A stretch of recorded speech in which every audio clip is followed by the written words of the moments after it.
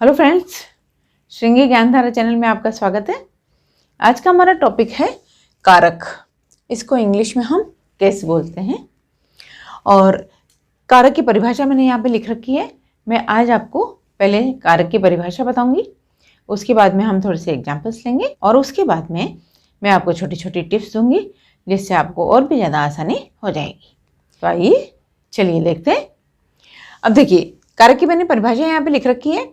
संज्ञा या सर्वनाम के जिस रूप से वाक्य के अन्य शब्दों के साथ उसका संबंध दिखाया जाए उसे हम कारक कहते हैं। मैंने यहाँ पे परिभाषा भी लिखी हुई है। अब देखिए, कारक जो हैं वो 8 प्रकार के हैं। पहला है कर्ता कारक। अब देखिए, कारक जो है उनके चिन्ह यहाँ पर लिखेंगे हम, उन चिन्हों को परसर्ग भी कहते हैं। तो कर्ता कारक जो होता है वो यहाँ पे मैंने परिभाषा लिख रखी है। ये जितने भी कारक हैं उनकी सबकी मैंने परिभाषा यहाँ पर लिख रखी है, आप देखते जाइए। तो कर्ता जो होता है, कर्ता का मतलब क्या? काम करने वाला या क्रिया को करने वाला। जो क्रिया को करने वाला होता है उसे हम कर्ता कहते हैं। और इसका चिन्ह क्या है? ने। क्रिया को करने वाला, इसका चिन्ह है ने, या इसको हम परसर्ग भी बोल सकते हैं। चिन्ह बोलो या परसर्ग बोलो, एक ही बात है। फिर दूसरा कारक हमारा है कर्म कारक। अब देखिए, कर्म कारक किसे कहते हैं?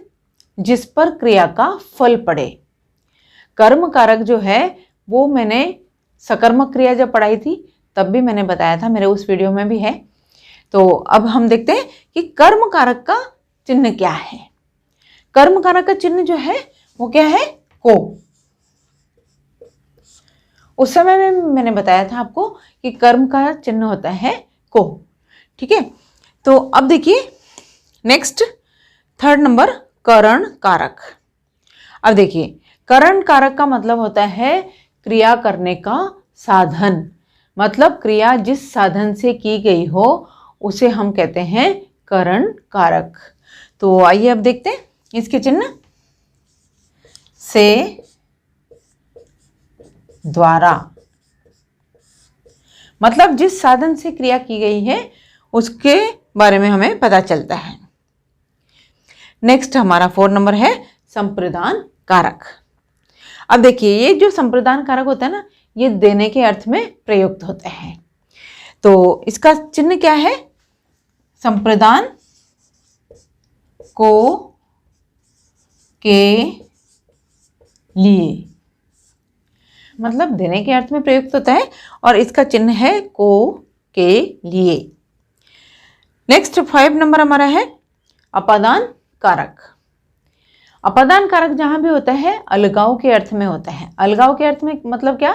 कि एक जगह से दूसरी जगह पे अलग होना या अलगाव होना, उसे हम कहते हैं अपादान कारक। अब इसका चिन्ह देखिए, से, अलग, मतलब अलग होने के अर्थ में। यहाँ पर भी से है करण कारक में भी, परंतु यहाँ पर साधन का काम करता है द्वारा, और यहाँ पर भी से है अपादान कारक में, परंतु यहाँ पर अलग होने के अर्थ में काम करता है। अब नेक्स्ट है हमारा 6ठा नंबर संबंध कारक। अब देखिए, संबंध कारक जहाँ होता है एक संज्ञा का दूसरी संज्ञा के साथ में संबंध जहाँ बताया जाए उसे हम संबंध कारक कहते हैं। तो इसका चिन्ह क्या है? देखिए, का, की, के, रा, री और रे। अब देखिए, संबंध कारक के ये जो चिन्ह है का, की, के, ये चिन्ह संज्ञा शब्दों के साथ में प्रयुक्त होते हैं और रा, री, रे सर्वनाम शब्दों के साथ में प्रयुक्त होते हैं। अब नेक्स्ट है 7वां नंबर अधिकरण कारक। अब देखिए, अधिकरण कारक का चिन्ह क्या है? में, पर। अब अधिकरण कारक का मतलब होता है क्रिया का आधार। मतलब क्रिया जो की गई है वो किस आधार पर की गई है उसे हम कहते हैं अधिकरण कारक। और ये इसके परसर्ग हैं या इनके चिन्ह हैं में, पर। अब लास्ट हमारा है 8वां नंबर संबोधन कारक। अब देखिए संबोधन कारक जो है हमारा, उसका मतलब होता है किसी को संबोधित करने के अर्थ में हम इस कारक का प्रयोग करते हैं। तो संबोधन कारक का चिन्ह है हे, अरे,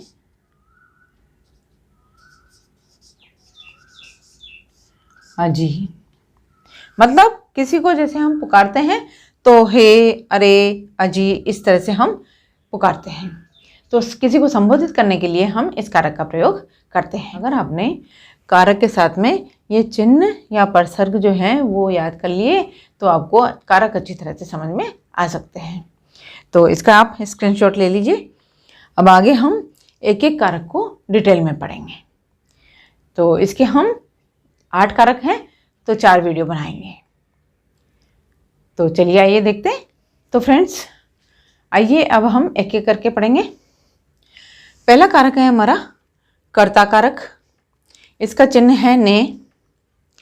और अब मैं आपको सबसे पहले परिभाषा बताऊंगी, उसके बाद में हम थोड़े से एग्जाम्पल्स लेंगे और उसके बाद में मैं आपको छोटी छोटी टिप्स दूंगी। तो आप पूरे वीडियो को ध्यान से देखिए। अब देखिए कर्ता कारक किसे कहते हैं? संज्ञा या सर्वनाम के जिस रूप से क्रिया करने वाले का पता चलता है या कार्य करने वाले का पता चलता है उसे हम कर्ता कारक कहते हैं। मतलब कर्ता कारक उसे कहते हैं जो क्रिया को करता है। क्रिया को करने वाले को हम कर्ता कहते हैं। मतलब जो काम करने वाला है वो कर्ता कहलाता है। तो चलिए आइए देखते हैं, एग्जाम्पल से देखते हैं। जैसे मोहन खाना खाता है। अब देखिए ये इसमें क्रिया कौन सी है? खाने की क्रिया। खाने का काम हो रहा है ना, तो खाने की क्रिया, इस खाने की क्रिया को कौन कर रहा है? मोहन। तो मोहन यहाँ पर क्या हो गया? कर्ता हो गया। मतलब इस क्रिया को करने वाला कौन है? मोहन है। तो मोहन यहाँ पर कर्ता कारक कहलाएगा। मतलब काम को करने वाला। फिर नेक्स्ट, पिताजी ने मुझे आशीर्वाद दिए। अब देखिए आशीर्वाद देने का जो काम है, आशीर्वाद देने की जो क्रिया है वो किसने की? पिताजी ने। तो पिताजी यहां पर क्या हो गए? कर्ता कारक।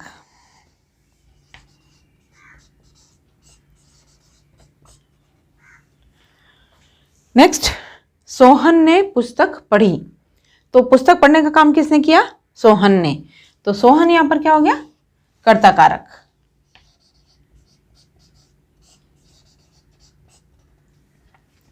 नेक्स्ट, माताजी खाना बनाती है। अब देखिए खाना बनाने का काम किसने किया? माताजी ने। तो माताजी यहां पर क्या हो गई? कर्ता। तो माताजी को हम क्या बोलेंगे? कर्ता कारक।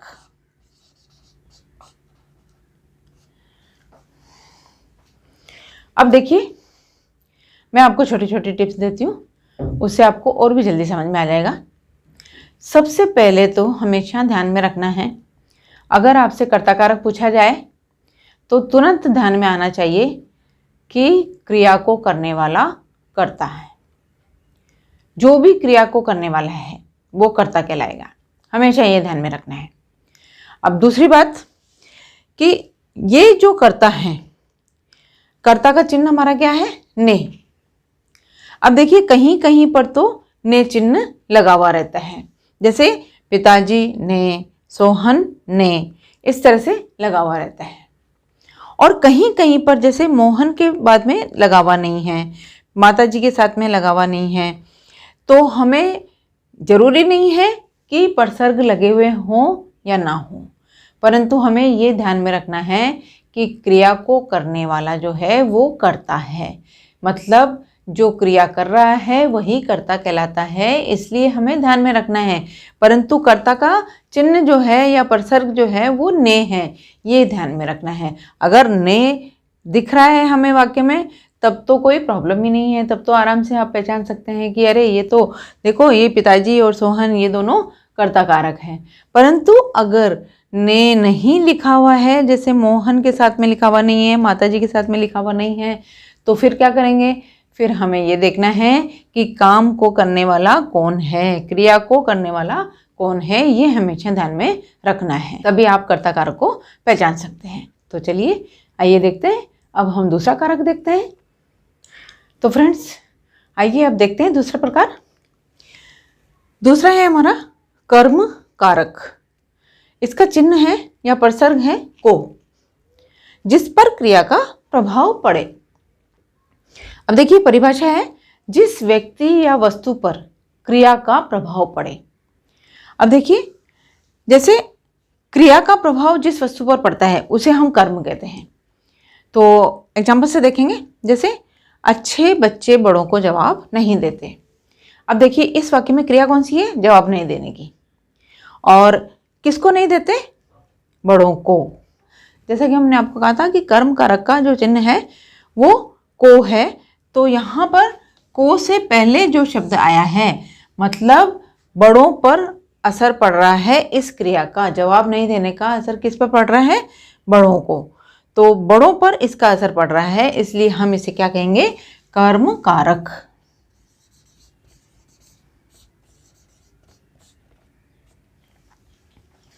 नेक्स्ट, राम ने रावण को मारा। अब देखिए इस वाक्य में क्रिया कौन सी है, मारने की क्रिया। तो ये जो मारने की क्रिया है इसका प्रभाव किस पर पड़ रहा है, रावण पर।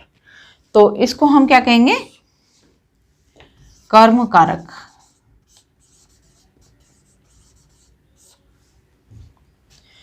नेक्स्ट, मां ने सोहन को प्यार किया। अब देखिए इसमें क्रिया कौन सी है, प्यार करने की। तो ये जो प्यार करने की क्रिया है इसका प्रभाव किस पर पड़ रहा है, सोहन पर। तो ये जो सोहन है वो क्या कहलाएगा, कर्म कारक।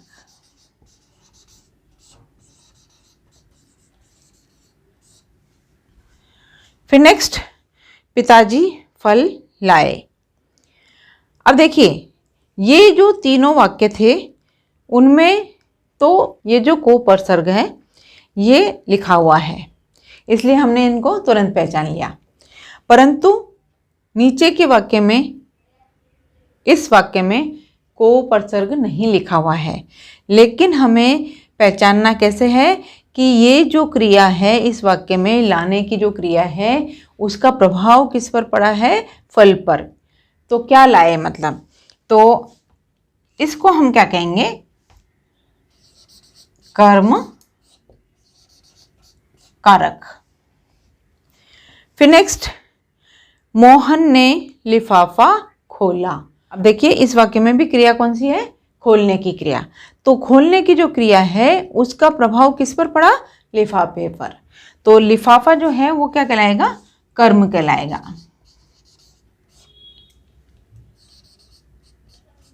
कर्म कारक कहलाएगा। तो फ्रेंड्स अब मैं आपको छोटी छोटी टिप्स देती हूँ, उससे आपको कर्म कारक पहचानने में आसानी हो जाएगी। तो आइए देखते हैं। अब देखिए कहीं कहीं पर तो हमें कर्म कारक का जो प्रसर्ग या चिन्ह है वो वाक्यों में नजर आता है, परंतु कहीं कहीं पर वाक्यों में वो चिन्ह हमें नजर नहीं आता है। तो हमें क्या करना है, हमें ये देखना है कि कोई भी वाक्य अगर है तो सबसे पहले हमें उसकी क्रिया देखनी है और क्रिया का प्रभाव किस पर पड़ रहा है वो हमें देखना है। परंतु ज़्यादातर क्रिया के पहले कर्म आता है, तो क्रिया के पहले कर्म आएगा तो हमें समझ में आ जाएगा, परंतु सबसे पहले हमें क्रिया पहचानना तो आना ही चाहिए। तो अगर हमें क्रिया पहचानना आता है तो क्रिया का प्रभाव किस पर पड़ रहा है वो देखेंगे और हम तुरंत बता सकते हैं कि ये कर्म कारक है। तो एकदम इजी है। तो फ्रेंड्स आज के लिए तो इतना ही, और जाते जाते आपको मैं एक बात और बता दूं कि मैंने हर ग्रामर के टॉपिक से रिलेटेड टेस्ट सीरीज़ के वीडियो बनाए हैं। तो आप उन टेस्ट सीरीज़ के वीडियो से घर पे बैठ कर के प्रैक्टिस कीजिए ताकि आपको अच्छी तरह से ग्रामर समझ में आ जाए। और अगर आपको उस दौरान कुछ दिक्कत आती है तो फिर आप मेरे उस ग्रामर के टॉपिक से रिलेटेड जो भी वीडियो हैं उनको बार बार में देखिए।